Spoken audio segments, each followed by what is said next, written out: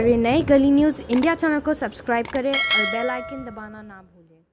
संभालना था, हमें मुस्तफाबाद भी संभालना था। जहां और जगह पे दंगे हो की संभावना है वहां पर भी तैनाती करनी पड़ती है। तो मैं किसी सदस्य के जवाब में नहीं कह रहा, मैं वास्तविक स्थिति बता रहा हूं कि पुलिस की स्थिति क्या थी। मान्यवर, अब मैं थोड़ा भाषणों के लिए बहुत सारी बातें हुई यहां पर, हेट स्पीचेस के लिए बहुत सारी बातें। मैं इतना ही कहना चाहता हूं मान्यवर कि हेट स्पीचेस सीएए के लाने के तुरंत बाद शुरू हुई पूरे देश भर में। बहुत दुख के साथ मैं कहना चाहता हूं, पूरे देश भर में माइनॉरिटी के मन में और विशेषकर मुसलमान भाइयों बहनों के मन में एक भय बैठा दिया गया कि आपकी नागरिकता सीएए छीन लेगा। इस सदन में सारी पार्टियों के नेता उपलब्ध हैं, सारे लोग हैं। मैंने सबके जवाब नाम दे दे कर दिए थे कि भाई मुझे कोई धारा बता दो, कोई क्लॉज बता दो जिसके अंदर ये कानून में किसी की भी नागरिकता लेने का प्रोविजन हो। किसी धारा का उपयोग कर किसी की नागरिकता छीन सकते, ऐसे दूर दूर तक दूरबीन से भी दिखाई पड़ता हूं। मैं आज भी कहना चाहता हूं देश भर के मुसलमान भाइयों बहनों को कि ये गलत अफवाहें फैलाई जा रही है। सीएए किसी की नागरिकता लेने का कानून है ही नहीं, सीएए नागरिकता देने का। और कृपया हम आज क्या तय कर सकते हैं, सारी पार्टियां एक होकर कहें कि सीएए से किसी की नागरिकता नहीं जानी सकती। एक होकर सब कहें, तब नहीं होंगे दंगे, तब नहीं फैलेंगी नफरत। किसके आधार पर हम अपनी राजनीतिक रोटियां सेकने चले, कौन भोग बना है। और मैं कहता हूं कि ये सदन में बैठे हुए सारे विद्वान लोग हैं। कपिल सिब्बल साहब सुप्रीम कोर्ट के बहुत बड़े अधिवक्ता है। सीएए कानून में कोई प्रोविजन मुझे ऐसा बता दो कि जिससे मुसलमानों की नागरिकता चली जाएगी। प्लीज मुझे बता दीजिए। नहीं सिब्बल साहब, मैं बता पहले जब कहे तो बताइए। मैं सीएए की बात कर रहा हूं, नाम लेने से क्या? मैं सीएए की बात, आप बैठे ना, बेटी कुछ और गृह मंत्री जी, कोई ये नहीं कह रहा कि सीएए किसी की नागरिकता के छीनेगा, हम नहीं कह रहे। साहब एक मिनट बात तो सुन लीजिए। अरे नहीं आप मेरी बात सुन लीजिए। अब हाँ, मेरी बात तो सुन। मान्यवर, मेरी बात गुलाम नबी साहब करते हुए नॉट यील्डिंग कहता है, कानून ये कहता है कि जब एनपीआर होगा उसमें 10 सवाल और, बात तो सुनिए मेरी, एनपीआर होगा उसमें 10 सवाल और पूछे जाएंगे। और जो एन्यूमरेटर है, जो राज्य सरकार का अध्यक्ष है, वो जाकर को पूछेगा। ये भी बता देता हूं, उसके बाद वो डी लगा देगा डाउटफुल। उसके बाद इंक्वायरी शुरू होगी। और ये मुसलमानों के प्रति नहीं है, ये गरीब लोगों के प्रति है, ये जो दलित लोगों के प्रति है, ये सब लोगों के। प्लीज सिब्बल साहब, मैं रिकॉर्ड पे कुछ कहना चाहता हूं, शायद आपके काम में बैठिए। सिब्बल जी बैठ जाइए।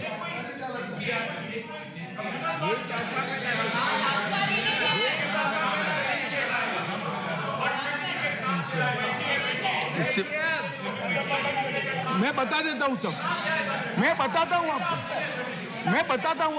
आप बैठ जाइए।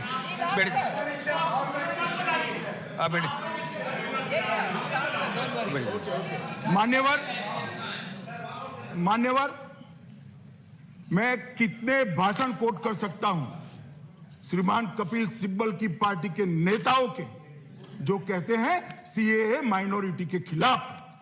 बता दे किस तरह से माइनॉरिटी के खिलाफ, किसी के। मैं आपको बताता हूं मान्यवर कपिल सिब्बल साहब, माननीय सदस्य ने, बेटे मत बोलिए ना। माननीय सदस्य ने कहा कि एनपीआर के अंदर डॉक्यूमेंट मांगेंगे। मैंने खुद स्पष्टता करी है प्रेस रिलीज किया है कि एनपीआर के अंदर कोई डॉक्यूमेंट मांगा नहीं जाएगा। एक दूसरा पहले के एनपीआर में भी नहीं मांगा गया था, इसमें भी नहीं मांगा जाएगा। दूसरा, उन्होंने कहा था इंफॉर्मेशन नहीं है तो हम क्या करें, इसकी भी स्पष्टता प्रेस रिलीज कर दी है कि जितनी इंफॉर्मेशन देनी है उतनी देने के लिए आप आजाद हो, पूरा ऑप्शनल है। तीसरा,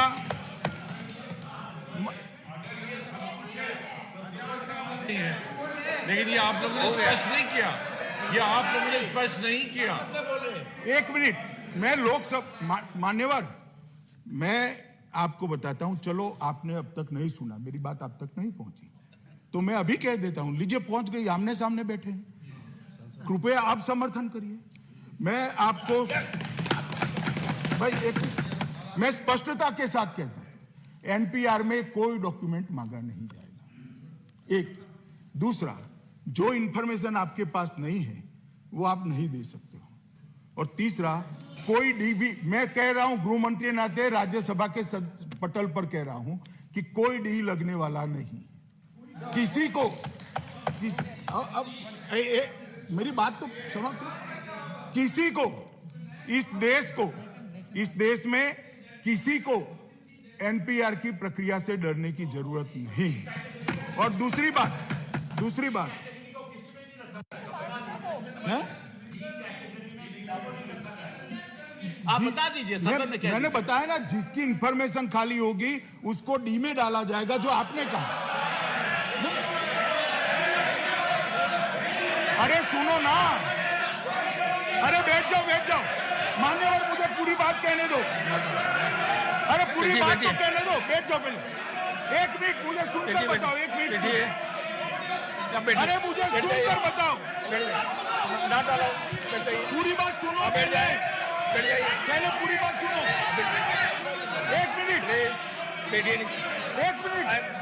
ओ डायरेक्ट भाई, एक मिनट मुझे सुन लीजिए। मैं क्या कह रहा हूं, बैठ जाइए, मैं जवाब देता हूं ना। अरे विनय विश्वम जी, मैं जवाब देता हूं, सुनिए तो। मुझे बोलने भी नहीं देंगे यार। एक सेकंड, आप सुनिए ना, मगर भाई को बैठिए भैया, थोड़ी सहिष्णुता बढ़ाइए, मुझे बोलने भी नहीं देंगे। तो मर गया। ऐसा नहीं है, मेरी बात सुनिए। मैं ये कह रहा हूं कि मैं अजीब, सुनिए, अभी मेरा वाक्य भी पूरा नहीं हुआ, खड़े हो गए। जिसकी जगह खाली होगी कोई भी, इसको डी लगा देंगे। जैसा आप कहते हैं ऐसा होने वाला नहीं है। मैं आप बोले अभी,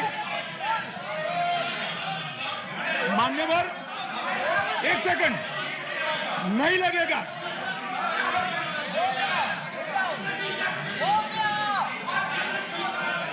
डी नहीं लगेगा।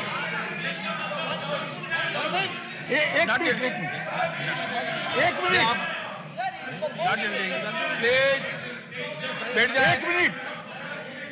मिनट, आई थिंक गृह मंत्री जी कह रहे हैं, अगर मैं अच्छी तरह से सुना, कि डी किसी के सामने नहीं लगेगा। हाँ जी, यही कह रहे हैं। हाँ जी, तो डी नहीं लगेगा जी। अच्छा, ठीक। अब फिर भी सुनो भाई, अरे फिर क्यों बात कर रहे हो? फिर भी बैठ जाए हलवाई जी, 2 मिनट बैठिए। मान्यवर, फिर भी मैं कहता हूं, गुलाम नबी आजाद, आप बैठ जाइए ना, आप बैठ जाइए ना। मान्यवर, फिर भी मैं कहता हूं, गुलाम नबी आजाद सबसे वरिष्ठ हैं, नेता प्रतिपक्ष हैं। आनंद शर्मा जी गृह समिति, हमारी गृह की स्टैंडिंग कमेटी के अध्यक्ष हैं। विपक्ष के किसी भी सदस्य को अगर इसके बारे में डाउट है, गुलाम नबी साहब प्लीज लेकर आप आइए, मैं प्रायोरिटी के साथ आपको समय दूंगा। मैं चर्चा के लिए तैयार हूं और इस भ्रम का मुझे कोई आपत्ति नहीं इस पर कहते। अफसरों की उपस्थिति में, एक सेकंड बैठ जाइए ना भाई।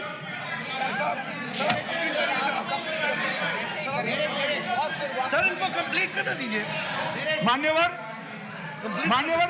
मैं कहता हूं, मैं कहता हूं नहीं, Anand ji, Anand ji. No, sir. He should be allowed to give the answer. They will not wear him out and then they'll walk out. Sharma ji एक मिनट मान्यवर, माननीय मंत्री जी बोलने दीजिए भाई। अरे भाई सुनो, मान्यवर, मैंने कहा कि गुलाम नबी साहब सभी विपक्ष के दल के एक दो चुनिंदा लोगों का सांसद के साथ जो मेरे साथ चर्चा करने आना चाहता हो लेकर आइए। आनंद शर्मा हमारे स्टैंडिंग कमेटी के चेयरमैन है, वो भी आए। ये विषय पर एक सेकंड, अरे सुनो ना, मगर अध्यक्ष जी क्या बना रहे It's not done, sir. इनको Let him listen. Let देखिए, him मंत्री जी listen. बोल रहे हैं, Let बीच him में listen, sir. इस प्रकार का व्यवधान खड़ा करना गरिमापूर्ण नहीं है। जब इनका वक्तव्य पूरा हो जाए तो आपको कुछ पूछना है तो वो उसका उत्तर देने के लिए अनुकूलता होने से उत्तर देंगे। मान्यवर, मैं इसलिए कहना चाहता हूं क्योंकि अभी राइट्स पर चर्चा हो रही है। एनपीआर के लिए आप मेरे साथ कभी भी, गुलाम नबी साहब आइए, 1 या 2 दिन की प्रायोरिटी में मैं आपको समय दे दूंगा और हम सार्थक चर्चा करेंगे, अधिकारियों को भी उपस्थित रखेंगे जिससे सारे भ्रमों का निरसन हो जाए।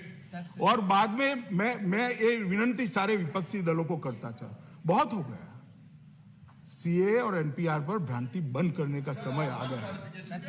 नहीं, मगर उसमें आ जाओ ना भाई, उसमें आ जाओ ना डायरेक्ट भाई, आप भी आना। मान्यवर, Not yielding. There बैठिए, please sit down. Please sit down. मान्यवर, I'm not allowing you. He is not yielding. I'm not allowing you. Please. He is not allowing. This is not done direct आप प्रतिनिधि मंडल में आ जाइए He is direct. not yielding. Ghulam Nabi Azad के वरिष्ठता में Please.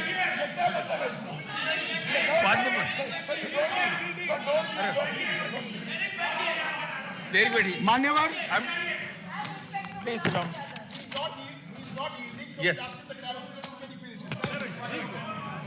मान्यवर, दोनों ओर से हेट स्पीचेस Please. की बात हुई, हम सब ने स्वीकार करना पड़ेगा। हो सकता है सीए के लिए आपके मन में कंफ्यूजन हो, कोई शंका हो, जो भी था, मगर देश के मुसलमान भाई बहनों के मन में, माइनॉरिटी के मन में एक बड़ा इसके कारण शंका का वातावरण खड़ा हुआ है। इसको क्लैरिफाई करना चाहिए, इसका निरसन करना चाहिए, इसका अब देखिए, मान्यवर,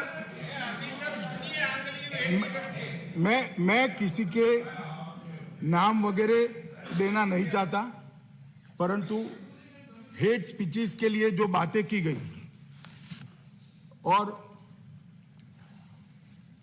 कुछ सदस्यों ने सीआरपीसी के और आईपीसी के दफाएं भी कोट की, मैं सभी को कहना चाहता हूं कि रिसेंटली जो राइट्स हुए उसके पहले क्या हुआ। मान्यवर, 15 दिसंबर को, 14 दिसंबर को शाहीन बाग नहीं हुआ।